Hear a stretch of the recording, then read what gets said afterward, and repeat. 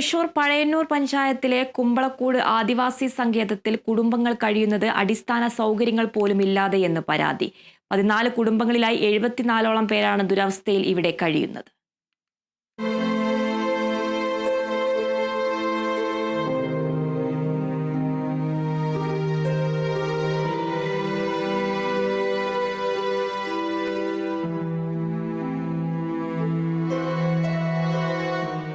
കയറിക്കിടക്കാൻ അടച്ചുറപ്പുള്ള വീടോ വെച്ചു കഴിക്കാൻ അടുക്കളയോ 4 ചുവരുള്ള ശൗചാലയമോ ഇവിടെയില്ലെന്ന് ഉന്നതി നിവാസികൾ പറയുന്നു.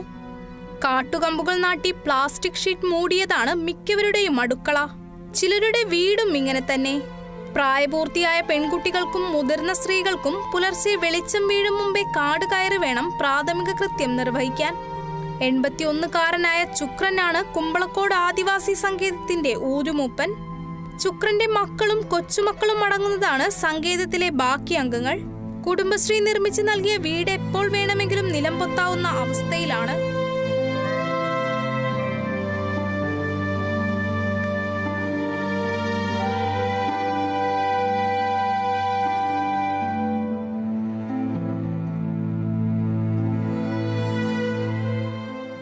എല്ലാ കുടുംബങ്ങൾക്കും അടച്ചുറപ്പുള്ള വീടും എല്ലാ വീടുകൾക്കും ശൗചാലയവും എന്നതാണ് ഇവരുടെ പ്രാഥമിക ആവശ്യം.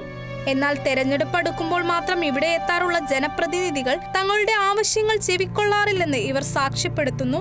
വീട് പാസ്സായാൽ തന്നെ ആ വീട് പണിയണമെങ്കിൽ ഗവൺമെന്റ് രേഖ കൊടുക്കണമെങ്കിൽ നമുക്ക് സ്വന്തം പേരിൽ ഭൂമി ഉണ്ടെങ്കിലല്ലേ നീതി അടയ്ക്കാൻ പറ്റൂ. ആ അവസ്ഥയുള്ളവരാരുമില്ല ഇവിടെ. ആകെയുള്ളത് 1-2 പേർക്കാണ് പട്ടയുള്ളത്. അതിപ്പോൾ അടുത്ത കാലത്തായിട്ട് ഉണ്ടാക്കിയതാണ്. അതിപ്പോൾ ഇവിടുത്തെ രാഷ്ട്രീയ പാർട്ടിക്കാർക്ക് അറിയാം, പഞ്ചായത്തിനറിയാം, ബ്ലോക്കിനറിയാം, വില്ലേജ് ഓഫീസർമാർക്ക് അറിയാം.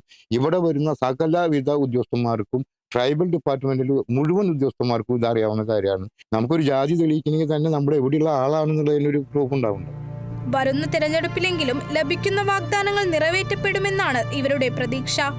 Kerala vision news, Thrissur.